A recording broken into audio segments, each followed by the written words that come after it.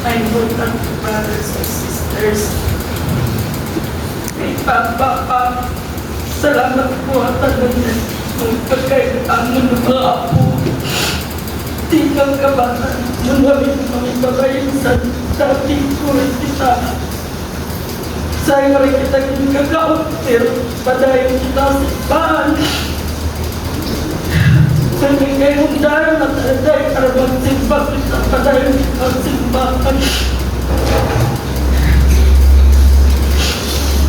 Usapan din na nag-umuwi para maging successful ako. From taking exam, imo na-blessed bago mag-isa. Isa ko sa'yo yung kasi kuya na lang, pero pa ikaw lang. Nakakagaya po nag-guide. Pag-ispila sa masteral. Nag-defense na ako muli sa lady. Imo ko gina-bless para dili ko magpan na akong tingin sa dahil sa Kristo. Na ako nag-guide na lang sa ako. Dili ko ditong tabirin ginawa ng kapakit. Imo pa sa iyong sacrifice wala kami katong ako. Mas priya nung iyong sacrifice sa ako. Bakit so Bible tawaran na mo kay kabaw ko? Ang lesson sa simbahan ako maglanap sa mission na magkita kaya ka.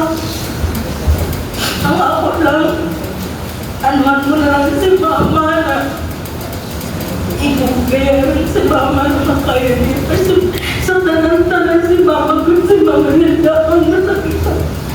Nasakitan may karkawa ko si mama nila kay kumapiri mag-upad siya. Mag-away mo ni mama, nara mo nagtapat mo, nag-aksig mo binatong giay, pero nagyan mo ka kay mama.